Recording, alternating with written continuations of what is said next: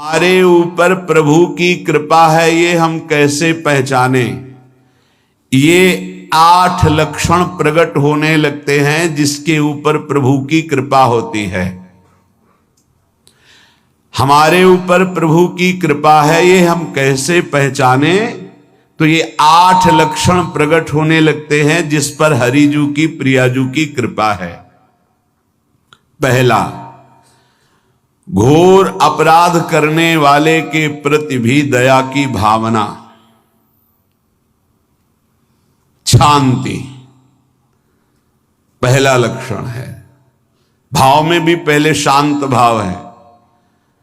हमारे ऊपर श्री हरिजू की कृपा है, इसकी पहचान ये 8 लक्षण। पहला, शांति, अर्थात घोर अपराधी के प्रति भी गुस्सा ना क्षमा करना, ये हरि की कृपा का लक्षण है। देख लो भाई, घोर अपराधी शब्द तो जाने दो, जरा सा प्रतिकूल हो जाए तो लाख समझाओ पर भ्रकुटी तनी रहती है।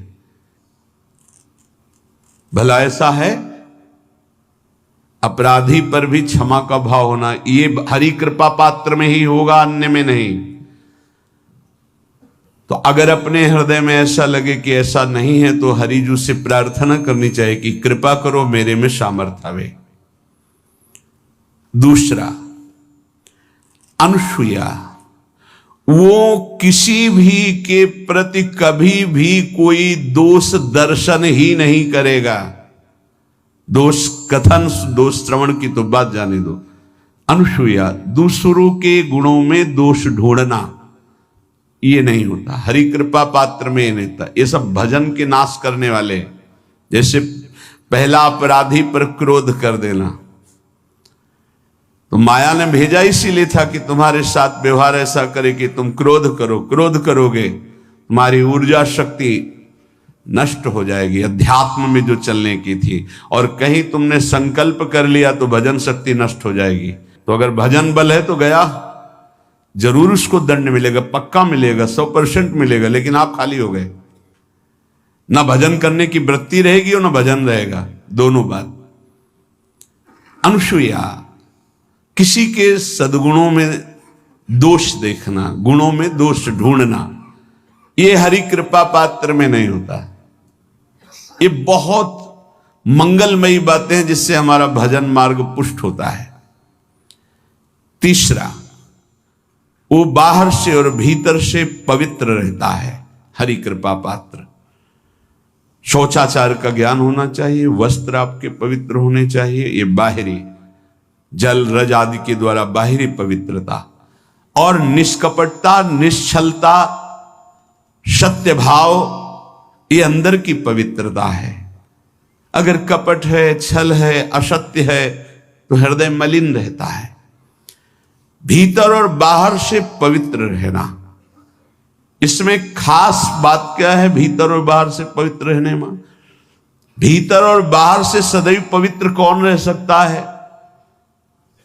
तो बोले जो पुंडरीकाक्ष भगवान श्री हरि का प्रियाजू का स्मरण करता रहता है, वो शवायाभ्यंतर शुचि, वो बाह्य और अभ्यंतर दोनों से पावन रहता है। तीसरी जो कृपा का लक्षण है, अर्थात वो सदैव भगवत चिंतन परायण, शौचाचार का पालन करने वाला, बाहर और भीतर से हरि कृपा पात्र पवित्र रहता है। चौथा,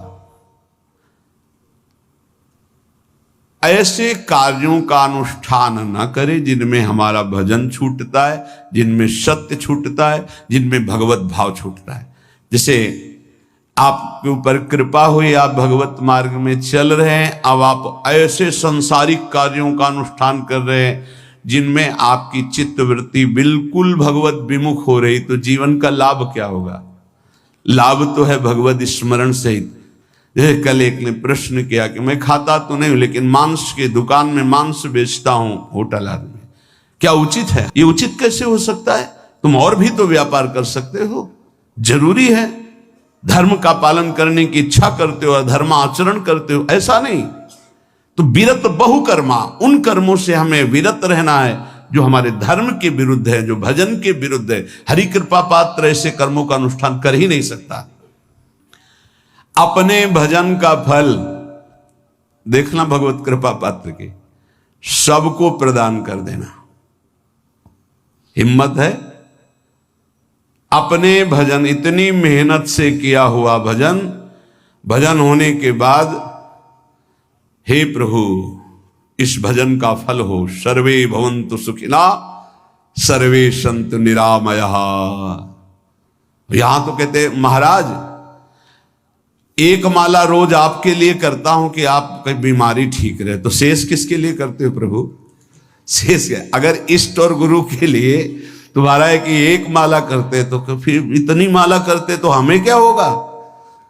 सब आपको दे देंगे तो हमें क्या होगा? तभी भजन का रहस्य नहीं जाना।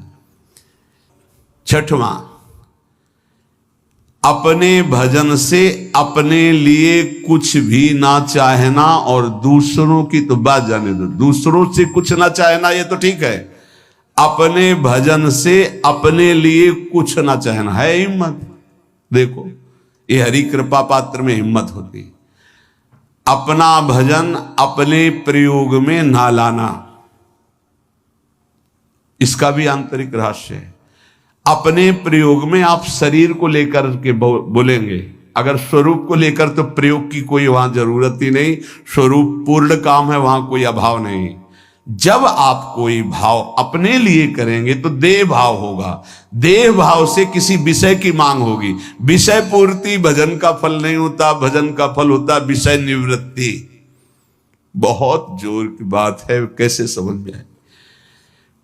अपने भजन का भी फल अपने लिए नहीं, दूसरों से कुछ चाह रखना तो बात ही जाने दो, भजन से भी कोई अन्य सुख की चाह नहीं हुई। क्या चाहिए? भजन ही बनता रहे, भजन का फल भजन बनता रहे, खूब निरंतर जप करते रहे। सातवां, किसी भी मान सम्मान कीर्ति पद प्रतिष्ठा के मिलने पर हृदय का असंतुष्ट हो जाना, यह हरि कृपा पात्र का लक्षण होता है। प्रणाम नमस्कार जय हो तो हृदय में असंतुष्ट हो जाना चाहिए। कोई किंचन मात्र अभिमान न उदय हो जाए। प्रभु बचाओ, ये माया की चकाचौंध से बचा लो नाथ। कौन सा अपराध बन गया कि आपकी जय की जगह यहां हमको ऐसा सुनना पड़े। मान प्रतिष्ठा कीर्ति जिसके लिए बड़े बड़े लालायित रहते, हरि कृपा पात्र को विष की तरह चुभती है। और आठवां, किसी भी प्राणी समुदाय से संबंध ना रखते हुए सब पर दया की भावना, सब पर कृपा की भावना, सब पर करुणा मैत्री पर किसी से ममता नहीं। ये सूत्र बहुत व्यवहार में प्रयोग करने योग्य है। सबसे करुणा और मैत्री पर किसी से ममता नहीं। करुणा तो करी भरत जी ने, मैत्री भी की मृग से, पर ममता रहित नहीं रहे। ममता कर ली तो अगला जन्म हिरण का हो गया। ममता नहीं रखनी। निर्ममो निरहंकारा, करुणा मैत्री तो करनी है, जैसे इसमें आदेश है, गीता में जी आदेश है, अद्वेष्टा सर्वभूतान मैत्रः करुणैव च, पर निर्ममो निरहंकारा, ये साधक की चतुरता है। प्राणी मात्र पर दया कृपा करुणा मैत्री, पर ममता नहीं। ममता किसी से, और यहां करुणा मैत्री ये तो गायब हो गई, केवल ममता रह गई है। अपने शरीर से ममता, शरीर संबंधियों से ममता, विषय भोगों से ममता, यही जहर है। संबंध में ये ममता ही जहर है, विचारों में अहंकार जहर है, कर्मों में ये आसक्ति जहर है।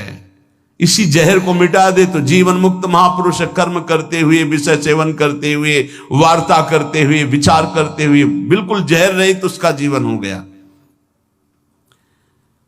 तो ये 8 बातें हरि कृपा पात्र में होती हैं, इनको बार बार सुनना और हृदय में धारण करना।